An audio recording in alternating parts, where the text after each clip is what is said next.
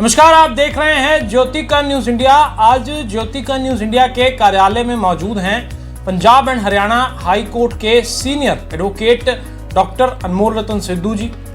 अगर डॉक्टर अनमोल रतन सिद्धू जी की बात करें तो 9 बार इलेक्टेड प्रेसिडेंट रहे हैं हाई कोर्ट बार एसोसिएशन के डॉक्टर अनमोल रतन सिद्धू जी। और एक बड़ी ज़रूरी बात मैं इनके बारे में बताना चाहूँगा कि डॉक्टर अनमोल रतन सिद्धू दोस्त बहुत अच्छे हैं अगर हम बात करें। और हमने जब हमारी मुलाकात हुई डॉक्टर अनमोल रतन सिद्धू जी से, इन्होंने हमेशा ये कहा कि आज जिस मुकाम पे मैं हूँ वो मेरे दोस्तों की देन है। तो आज खास बातचीत के लिए डॉक्टर अनमोल रतन सिद्धू जी हमारे यहाँ मौजूद हैं। Doctor Anmol Ratan Sidhu government of India और सीबीआई के सॉलिसिटर जनरल भी रहे हैं।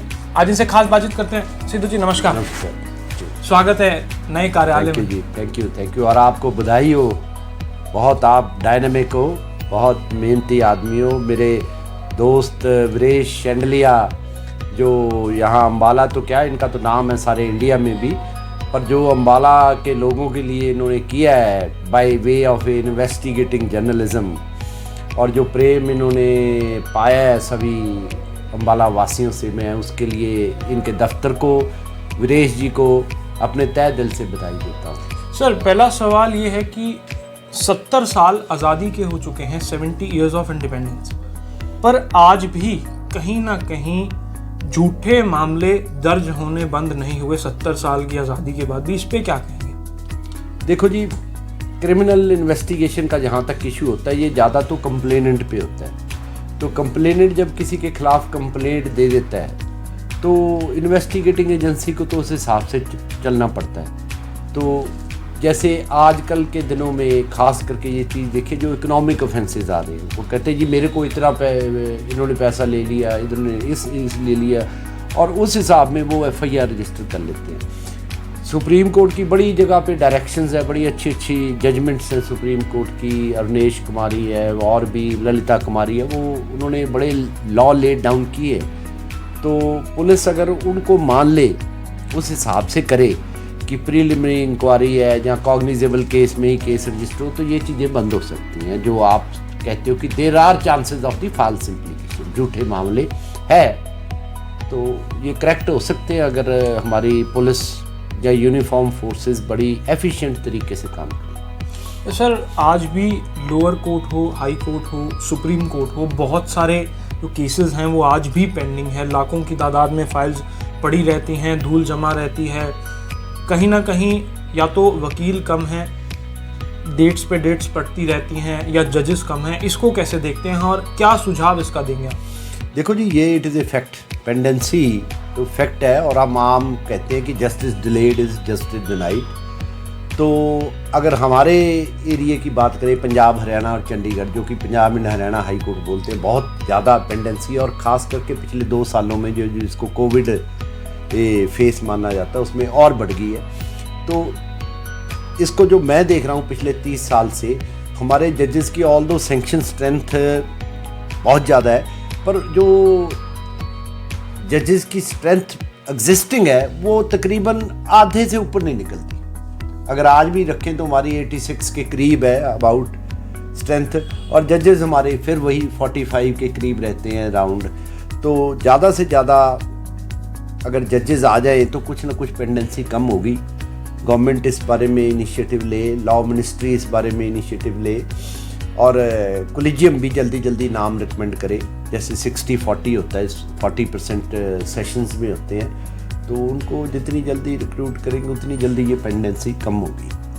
सर, अगला सवाल ये है कि जो नए प्रैक्टिशनर लॉज हैं, जो स्टूडेंट्स हैं, अभी जिनकी लॉ ख़त्म हुई है, 5 साल 3 साल कंप्लीट हुए हैं, उनको आप क्या मैसेज देंगे कि किस तरह वो प्रैक्टिस स्टार्ट करें, कहाँ से करें?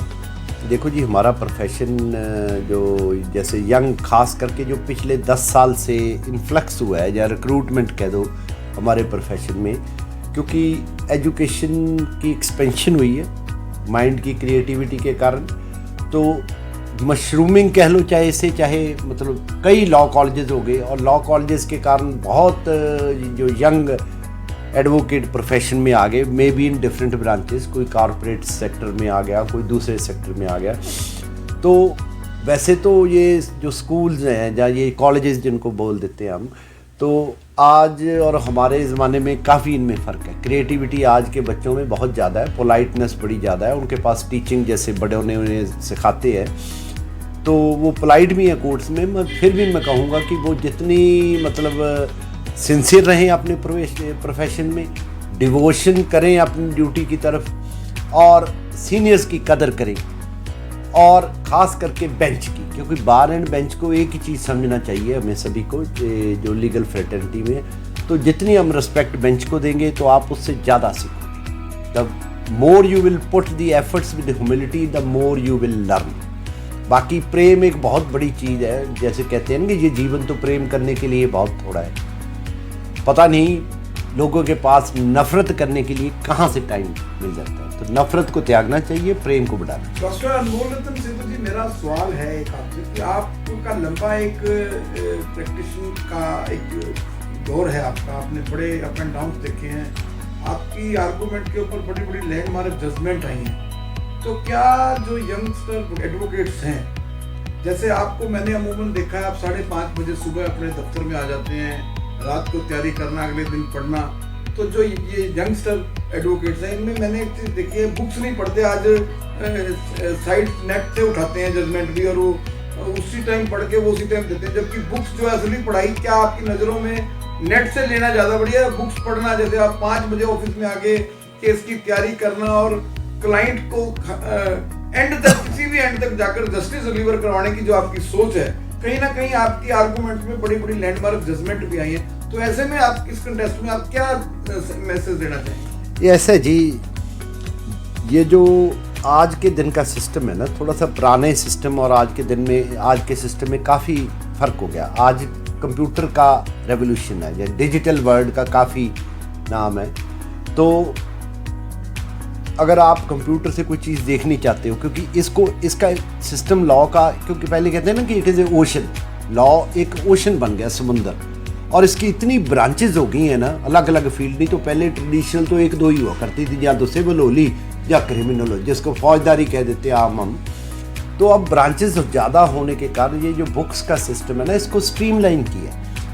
जैसे जो साइट्स हैं, जैसे अलग अलग लॉ की अलग अलग कंपनीज हैं, उन्होंने साइट्स पे अगर आप क्लिक करते हो इमीडिएटली, जैसे कोई मान लो मर्डर केस में आप कल्पेबल होमिसाइड पे बात करते हो, तो इतनी जजमेंट्स आ जाती है, ओवर रूल की जजमेंट आ जाती है, सुप्रीम कोर्ट निकालते हो वो आ जाती है। आपको कोई सीनियर एडवोकेट अच्छा लगता है कि उसने बढ़िया आर्गूमेंट किया होगा, आप go to the site of the high court, put the name of the senior advocate, उसकी सारी केसेस की लिस्ट आपके सामने आ जाती है। तो ये वरेश जी सिस्टम डेवलप हो रहा है, इम्प्रूव हो रहा है, और ये बढ़िया सिस्टम है सर। बुक्स से ज़्यादा अच्छा है। बुक्स तो चलो आपका एसेट है रखा हुआ, इसका मतलब ये नहीं कि आप बुक्स को त्याग दो, बुक्स पढ़ी हुई हैं, क्योंकि बुक्स में अब टाइम कंज्यूमिंग भी है ना, आप निकालोगे, पढ़ोगे, यहाँ क्लिकिंग सिस्टम होगा। डॉक्टर अनमोल रतन सिद्धू का एक दूसरा सिक्के का दूसरा पहलू भी है, जहाँ वो एक अच्छे दोस्त हैं, एक हनुमान दोस्त हैं, दोस्तों की बदौलत अपने क्लेम करते हैं कि मैं यहाँ तक हूँ। तो आपका कहीं ना कहीं पॉलिटिकली स्ट्रेंथ भी बड़ी ज़बरदस्त है। तो क्या कई बार 9 बार आप लगातार आप हाईकोर्ट बुद्धिजीवी वर्ग को आप रिप्रेजेंट कर चुके हैं 9 बार, जो बहुत हिस्टोरिकल बात है। तो क्या आने वाले दिनों में आपकी कोई पॉलिटिकल, क्योंकि आपके फैमिली फंक्शनों में भी देखा जाता है कि नेशनल लेवल की जो है पर्सनैलिटी शामिल हुए हैं अलग अलग पॉलिटिकल पार्टीज की, तो क्या डॉक्टर अनमोल रतन सिद्धू आने वाले टाइम में, जैसे दिल्ली शिफ्ट हुए हैं आप, तो क्या आप देश की राजनीति में हिस्सेदारी बनेगी? क्योंकि आपको शौक भी है कहीं ना कहीं सरसा के डबवाड़ी से उठ के चंडीगढ़ में आना, और चंडीगढ़ के से उठ के देश की राजधानी में जाना।